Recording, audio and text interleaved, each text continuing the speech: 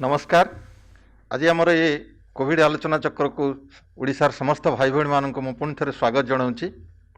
आमे समस्ते जानिचे जे कोविड एपरि एक रोग जे केवल गोटे अंग को नुहे शरीर विभिन्न अंग प्रत्यंग को आक्रांत करे। एथिरे विभिन्न अंग प्रत्यंग एक समय आक्रांत होउथिबारु रोगी गुरुतर अवस्था को जाए एवं मृत्युमुखर पड़िबार मध्य भय रही। तेबे यही अंग आक्रांत हेबा व्यतीत जहाँ आमर आउ गोटे गुरुत्वपूर्ण अंश रहुची मनीष जीवन जहाँ मन से मन को मध्य ये आक्रांत करुच्ची रोग बहुल भाव में ये कथा आपण मैंने अल्प बहुत अनुभवी। तेणु मन उपर कोविड की प्रकार नकारात्मक प्रभाव पड़ी एवं ताहा मानसिक रोगी मानक पई केमिति समस्या बहुल होइकि सब्यस्त होइछि से बाबद रे आज आलोचना करिया पई आमे आमर ओडिशार श्रीरामचंद्र भंज मेडिकल कॉलेज जो मेंटल हेल्थ इंस्टीट्यूट अच्छी तार निर्देशक महात्व बा डायरेक्टर डॉक्टर शारदा प्रसन्न स्वाई को आमंत्रित करूँ जे आपण मान सहित आज आलोचना माध्यम रे आपणकर संदेह मोचन करेंगे। सार नमस्कार। नमस्कार। लोक मान तरफ मु प्रथम प्रश्न नहीं सार आपण पाक आछि। आज प्रथम प्रश्न रही जहाँ मुझे कहली जे कोविड रे मुख्यतः लंग्स लिवर हार्ट ब्रेन ये सब गुरुत्वपूर्ण अंग किडनी ये सब आक्रांत होउछि। तेबे लोकर मन उपरे कोविड की प्रकार नकारात्मक प्रभाव पकईछि बा कोविड द्वारा लोकर मानसिक स्थिति किपरि बिगड़ी से संबंध में टिके बुझेबे। कोविड समय आम जदि प्रकृत पक्षे देखा जेहेतु कोविड गोटे अजଣା रोग आर कौन गोटे निर्दिष्ट तथ्यात्मक चिकित्सा नहीं तेणु जो कोविड रे जड़े व्यक्ति आफेक्टेड होउछि तार प्रथमे मानसिक संतुलन रे भारसाम्य रहुनी अर्थात तार मानसिक असंतुलन देखा देउछि। से प्रथमे गोटे अहेतुक भय आक्रांत होउछि। से भाबुछि मु काले कोविड रे आक्रांत होई जीवी, कोविड रे आक्रांत होबा द्वारा मोर काले मृत्यु मुखरे मु पड़िबी किंबा मु कोनोसी समय रे मोर शरीर कोनोसी अंग खराब हो जाई पारे।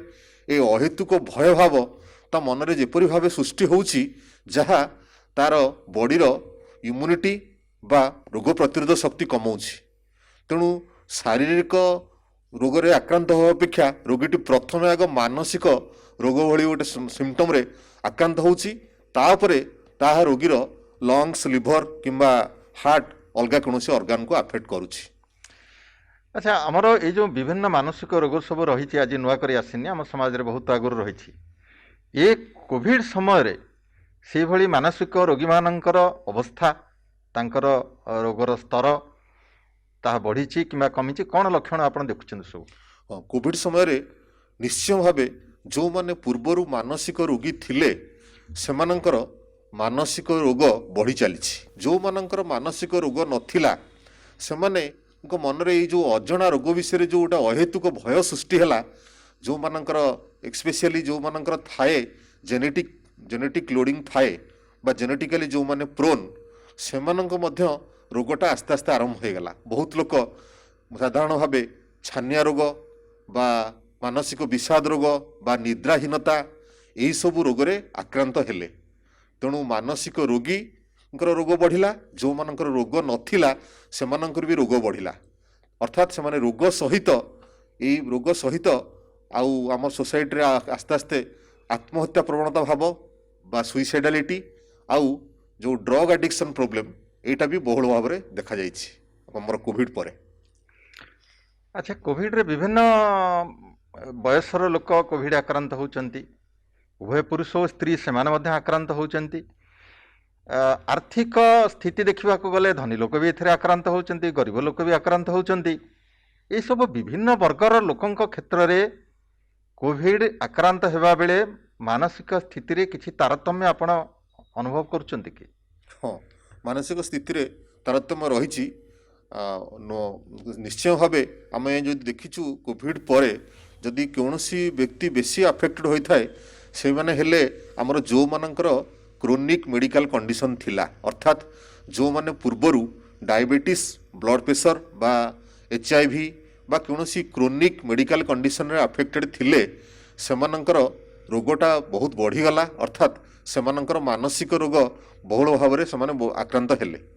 ତା ସହିତ ପିଲାମାନେ ବା କିଶୋର କିଶୋରୀମାନେ ଯେତେବେଳେ ସେମାନେ ବାହାରକୁ ନ ବାହାରି ପାରିଲେ ବା ସେମାନଙ୍କର ନର୍ମାଲ ରିଦିମ୍ ଆଫେକ୍ଟେଡ଼ ହେଲା, ସେମାନଙ୍କ ଠାରେ ମଧ୍ୟ ଏଇ ଯେଉଁ ମାନସିକ ସମସ୍ୟା ଯେମିତିକି ଚିଡ଼ଚିଡ଼ିଆ ଭାବ, ଆଉ ଘରେ ପାଠ ନ ପଢ଼ିବା ବା କୌଣସି କାର୍ଯ୍ୟରେ ସ୍ପୃହା ନ ଆସିବା, ରାତିରେ ନିଦ ନ ହେବା, ଏଇସବୁ ଜିନିଷ ଦେଖାଦେଲା। ତେଣୁ ଏଇ କୋଭିଡ଼ ସମୟରେ ସାଧାରଣ ଭାବେ ଆମର ଯେଉଁମାନେ ବୟସ୍କ ବ୍ୟକ୍ତି 60 ବର୍ଷରୁ ଉର୍ଦ୍ଧ୍ୱ, ସେମାନଙ୍କ ଠାରେ ମଧ୍ୟ ବହୁତ ସମୟରେ ମାନସିକ ରୋଗର ଲକ୍ଷଣମାନ ଦେଖାଦେଲା। ତେଣୁ ଆମର ବୟସ ହେଉ ବା ଆମର ଲିଙ୍ଗ ହେଉ, ସେଥିରେ ସେତେଟା ପାର୍ଥକ୍ୟ ନାହିଁ, କିନ୍ତୁ ଯେଉଁମାନଙ୍କର କ୍ରୋନିକ୍ ମେଡ଼ିକାଲ କଣ୍ଡିସନ୍ ଥିଲା, ପିଲାମାନେ ଆଉ ଯେଉଁମାନେ ପ୍ରେଗନାଣ୍ଟ ଲେଡ଼ି ବା ଲାକ୍ଟେଟିଂ ଲେଡ଼ି, ଏମାନେ ବହୁଳ ଭାବରେ ଆଫେକ୍ଟେଡ଼ ହୋଇଥିଲେ ଆଉ ଏମାନେ ସବୁଠୁ ବଡ଼ ରିସ୍କରେ ଥିଲେ। ଆଉ ତା ସହିତ ଯେଉଁମାନଙ୍କର ସାମାନ୍ୟ କୌଣସି କାରଣରୁ ଆର୍ଥିକ ଅନାଟନ ଭାବ ଥିଲା, ତାହା ମଧ୍ୟ ମାନସିକ ରୋଗକୁ କିଛି ଭାବରେ ପ୍ରଭାବିତ କରିଥିଲା। ଏ ଟିକେ ଆଗରୁ ଆପଣ କହୁଥିଲେ ଯେ କୋଭିଡ ସହିତ ଗୋଟେ ଅହେତୁକ ଭୟ ଜଡ଼ିତ ରହିଛି।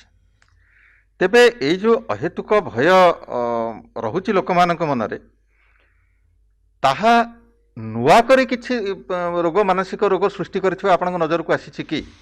ନିଶ୍ଚୟ କୋଭିଡ଼ ସମୟରେ ଯେଉଁ ଲୋକମାନଙ୍କର ଅହେତୁକ ଭୟ ରହିଲା, ଅହେତୁକ ଭୟ କୌଣସି କାରଣରୁ ଯଦି ଲାଗିକିରି ରୁହେ, ତାହେଲେ କ'ଣ ହୁଏ, ଲୋକଟା ଜେନେରାଲାଇଜ୍ ଆଙ୍ଗ୍ଜାଇଟି ଡିଜର୍ଡରରେ ଆକ୍ରାନ୍ତ ହେଲା ପରେ ପରିଶେଷରେ ସେ ମାନସିକ ବିଷାଦ ବା ଡିପ୍ରେସନ୍ ରୋଗରେ ଆକ୍ରାନ୍ତ ହୁଏ। ଆଉ ଏଇ ମାନସିକ ବିଷାଦ ବା ଡିପ୍ରେସନ୍ ରୋଗ ଆଉ ଆଙ୍ଗ୍ଜାଇଟି ମିଶିକିରି ରହିଲେ, ଯଦି ଲୋକମାନଙ୍କର କୌଣସି ମେଡ଼ିକାଲ କଣ୍ଡିସନ୍ ଅଛି, ଯେମିତିକି ବ୍ଲଡ଼ ପ୍ରେସର ବା ଡାଇବେଟିସ୍ ଅଛି, ସେ ରୋଗ ବି କମ୍ପ୍ଲିକେଟେଡ଼ ହେଇଯାଏ। ଆଉ ତା ସହିତ ଏଇ ରୋଗରେ ନିଦ୍ରାହୀନତା ଭାବ ରହୁଥିବାରୁ ଏହା ସବୁକୁ ଗୋଟେ କମ୍ପ୍ଲିକେଟେଡ଼ ସିଚୁଏସନ୍ ଆରାଇଜ୍ କରେ। ତେଣୁ ରୋଗୀଟି କମ୍ପ୍ଲିକେଟେଡ଼ ହେଇ ତା ମାନସିକ ରୋଗ ସହିତ ଶାରୀରିକ ରୋଗ ଯେତେବେଳେ ଥାଏ, ଆଉ ତାର ବଡ଼ିର ରୋଗ ପ୍ରତିରୋଧକ ଶକ୍ତି ବା ଇମ୍ୟୁନିଟି କମିଯାଏ। କାହିଁକି ନା ଲୋକଟା କ୍ରୋନିକ୍ ଷ୍ଟ୍ରେସ୍ରେ ରୁହେ। ତେଣୁ ଯେତେବେଳେ ବ୍ୟକ୍ତି କ୍ରୋନିକ୍ ଷ୍ଟ୍ରେସ୍ରେ ରହୁଛି, ଇମ୍ୟୁନିଟି କମିଗଲା, ଆଉ ଆମର ସାଧାରଣତଃ ଥାର୍ଡ଼ ୱେଭ୍ରେ ତାର ଟ୍ରାନ୍ସମିସବିଲିଟିର ପାୱାର ଯେତେବେଳେ ତାର ରୋଗ ପ୍ରତିଶୋଧ କମିଗଲା, ତେଣୁ ସେ ଶୀଘ୍ର ଟ୍ରାନ୍ସମିଟ୍ ହେଇଯାଏ। ତେଣୁ ସମସ୍ତେ ରୋଗ ପ୍ରତିଶୋଧ ବଢ଼ାଇବା ପାଇଁ এই ଭୟଟାକୁ ମନରୁ ସମ୍ପୂର୍ଣ୍ଣ ଭାବେ ଦୂର କରିବା ଦରକାର।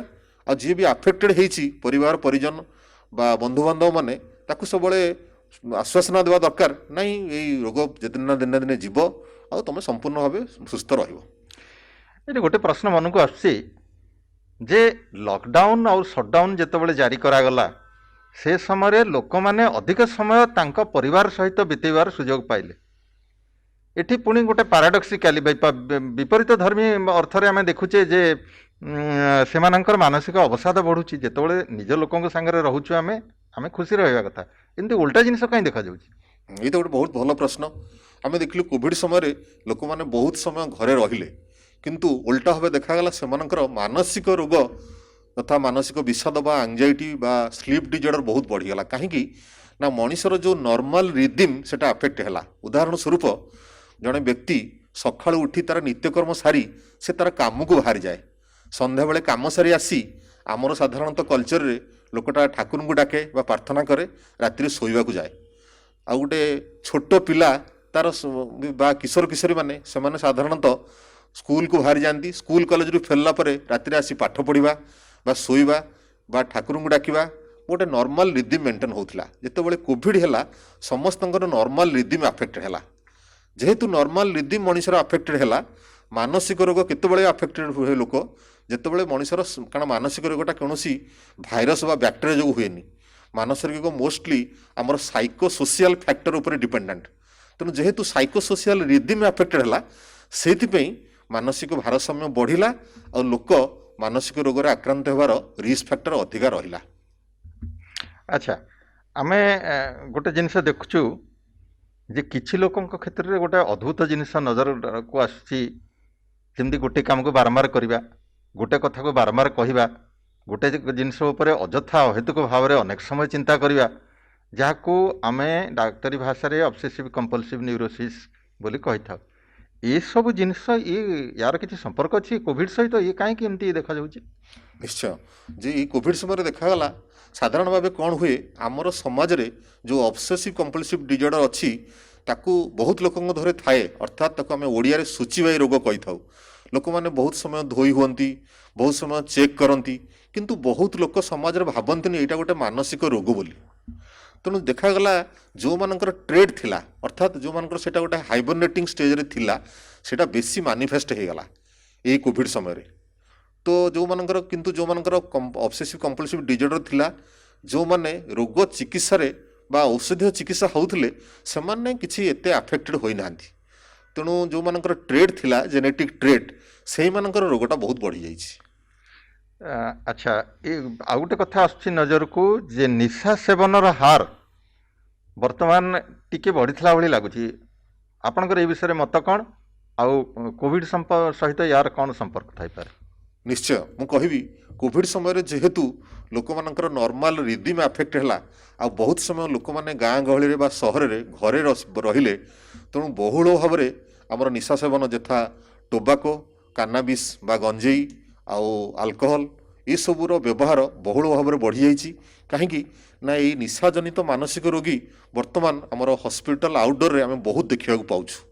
ଯେହେତୁ ଲୋକମାନେ ଘରେ ରହୁଛନ୍ତି, କାହା ସହିତ ଇଣ୍ଟରାକ୍ଟ କରୁନାହାନ୍ତି, ତେଣୁ ସାଧାରଣତଃ ଯେଉଁମାନେ ନିଶା ସେବନ କରନ୍ତି ବା ନିଶା ସେବନ କରିବାର ଯେଉଁମାନଙ୍କର ସବୁବେଳେ ଗୋଟେ ପ୍ରୟାସ ଥାଏ, ସେମାନଙ୍କର ବହୁତ ଏଇଟା ବଢ଼ିଗଲା। ଆଉ ନିଶାଜନିତ ମାନସିକ ରୋଗୀ ଏଇ କୋଭିଡ଼ ସମୟରେ ବହୁତ ସୃଷ୍ଟି ହେଲେ। ସେମାନଙ୍କ ପାଇଁ ଆପଣ କ'ଣ ପରାମର୍ଶ ଦେବେ? ସେଥିରୁ କେମିତି ସେମାନେ ମୁକ୍ତି ପାଇବେ? ହଁ, ସେମାନଙ୍କ ପାଇଁ ମୁଁ ପରାମର୍ଶ ଦେବି, ଯେତେବେଳେ କୋଭିଡ଼ ସମୟରେ ସେମାନେ ଘରେ ରହୁଛନ୍ତି, ତାଙ୍କର କାମକୁ ସେମାନେ ରିସିଡ୍ୟୁଲ୍ କରନ୍ତୁ। ଯେଉଁ ସମୟରେ ବହୁତ ସମୟ ଘରେ ରହୁଛନ୍ତି, ତାଙ୍କର ଯେଉଁ କାମ କରୁଥିଲେ, ତାଙ୍କୁ ଯେଉଁ କାମ ଭଲ ଲାଗେ, ଘରେ କାମକୁ ରିସିଡ୍ୟୁଲ୍ କରନ୍ତୁ। ଅର୍ଥାତ୍ ଘରେ କେଉଁ ସମୟରେ ପିଲାକୁ ପାଠ ପଢ଼ାଇବେ, କେଉଁ ସମୟରେ ଘରର ନିତ୍ୟକର୍ମ କରିବେ, କେଉଁ ସମୟରେ ଘରର ମାର୍କେଟିଂ କରିବେ, ସେମାନେ କାମ ଗୁଡ଼ାକ ରିସିଡ୍ୟୁଲ୍ କରନ୍ତୁ।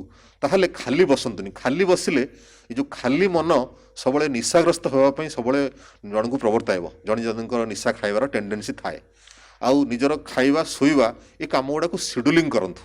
ଆଉ ନିଶାଠୁ ସବୁବେଳେ ଦୂରରେ ରୁହନ୍ତୁ, କାରଣ ନିଶା ଖାଇଲେ ନିଜର ରୋଗ ତ ସୃଷ୍ଟି ହେବ, ତା ସହିତ ରୋଗ ପ୍ରତିରୋଧ ଶକ୍ତି ମଧ୍ୟ କମିବ, ଯାହାଦ୍ୱାରା ସେମାନେ କୋଭିଡ଼ରେ ଆକ୍ରାନ୍ତ ହେବାର ଚାନ୍ସ ଆହୁରି ବଢ଼ିଯିବ। ତାମାନେ ନିଜର ରୁଚି ଅନୁସାରେ ସେମାନେ କିଛି ଗଠନମୂଳକ କାର୍ଯ୍ୟରେ ମନ ଦେବା ଦରକାର, ଏଇ କଥା ହଁ କହୁଛନ୍ତି। ହଁ ଆଚ୍ଛା, ଠିକ୍ ଅଛି। ଆଉ ଗୋଟେ କଥା, ଆଉ ଗୋଟେ ସାମାଜିକ ସମସ୍ୟା ମଧ୍ୟ ଦୃଷ୍ଟିକୁ ଆସୁଛି ଯେ ସୁଇସାଇଡ୍, ହୋମିସାଇଡ୍ କିଛି ମାତ୍ରାରେ ବଢ଼ିଲା ଭଳି ଲାଗୁଛି ଏଇ କୋଭିଡ଼ ସମୟରେ। ଏମିତି କିଛି ୟାର ଯଥାର୍ଥ କାରଣ କିଛି ରହିଛି କି? ହଁ, ଆମର ଯେତିକ ସର୍ଭେ କରାହେଇଛି ଆମ ରାଜ୍ୟରେ ନୁହଁ, ସାରା ଭାରତବର୍ଷରେ ଏହି ସମୟରେ ସୁଇସାଇଡାଲିଟି ବହୁତ ବଢ଼ିଛି। ଆଉ ସୁଇସାଇଡାଲିଟି ବହୁତ ବଢ଼ିଛି କାହିଁକି ନା ତାର ଡିଫରେଣ୍ଟ ଫ୍ୟାକ୍ଟର ରହିଛି। କାରଣ ପ୍ରଥମ ଫ୍ୟାକ୍ଟର ହେଲା, ଆମର ଯେଉଁମାନେ ମାନସିକ ରୋଗୀ ଥିଲେ, ଯେହେତୁ ରୋଗଟା ବଢ଼ିଗଲା, ତେଣୁ ସେମାନଙ୍କର ଆତ୍ମହତ୍ୟା ପ୍ରବଣତା ଭାବ ବଢ଼ିଗଲା। ତା ସହିତ ଯେହେତୁ ମଣିଷର ନର୍ମାଲ ରିଦିମ୍ ଆଫେକ୍ଟ ହେଲା, ମୁଁ କହିଲି, ସେଇଟା ବି ତାକୁ ଆଡ଼ପ୍ଟ କଲା। ଆଉ ଗାଁ ଗହଳିରେ ବହୁତ ଲୋକ ଯେହେତୁ ନିଜ ପରିବାର ଭିତରେ ରହିଲେ, ତେଣୁ ସମସ୍ତେ ତାଙ୍କର ଯେଉଁ ଅଜଣା ଭୟ ଯୋଗୁଁ ରୋଗଟା କମ୍ପ୍ଲିକେଟେଡ୍ ହେଇଗଲା। ସେଥିପାଇଁ ଗାଁ ଗହଳିରେ ଲୋକଙ୍କ ମନରେ ଆମେ ଅନୁଭବ କରିଛୁ ବା ପେସେଣ୍ଟ ଦେଖିଛୁ, ସେମାନେ ନିଜର ଆତ୍ମହତ୍ୟା ପ୍ରବଣତା ଭାବକୁ ପରିପ୍ରକାଶ କଲେ। ତ ଆତ୍ମହତ୍ୟା ଭାବ ପରିପ୍ରକାଶ କଲା ପରେ ସେମାନଙ୍କୁ ସେହି ଅନୁସାରେ ଇଣ୍ଟରଭେନସନ୍ କରାଗଲା। କିନ୍ତୁ ନିଶ୍ଚୟ ଭାବେ ଏଇ ଯେଉଁ ସୁଇସାଇଡାଲିଟି ବଢ଼ିଛି। ଆମର ମାନସିକ ରୋଗ ହେଉଛି ଗୋଟେ ଦୀର୍ଘସ୍ଥାୟୀ ରୋଗ, ବହୁତ ଦିନ ଧରି ତାର ଚିକିତ୍ସା ଆବଶ୍ୟକ ହୁଏ।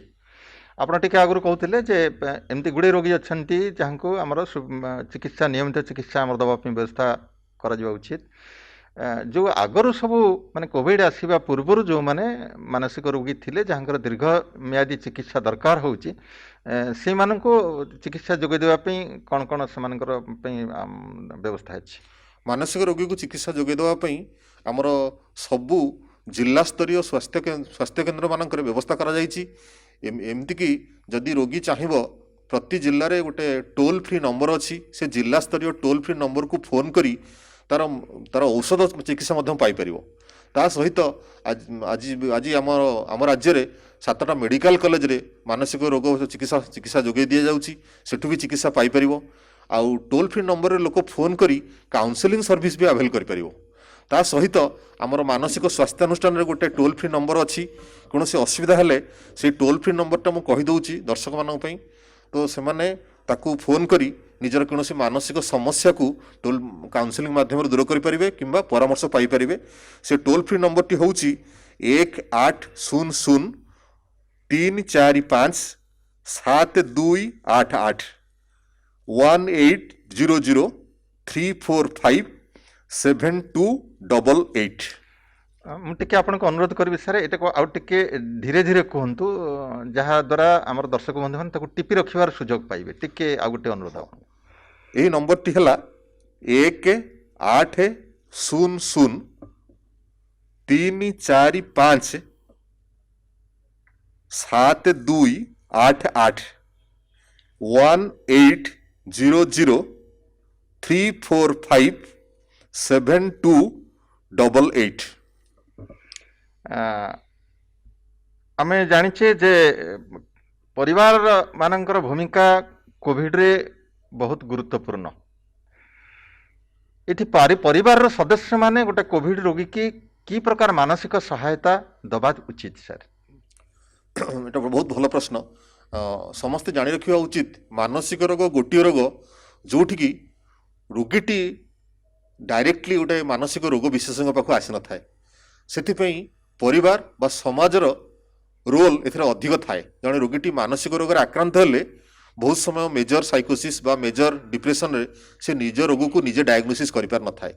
ତେଣୁ ପରିବାର ବା ସମାଜର ଲୋକମାନେ ବା ବନ୍ଧୁବାନ୍ଧବମାନେ ତାକୁ ଦେଖି ରୋଗ ବିଶେଷଜ୍ଞଙ୍କ ପାଖକୁ ଚିକିତ୍ସା ପାଇଁ ଆଣିଥାନ୍ତି।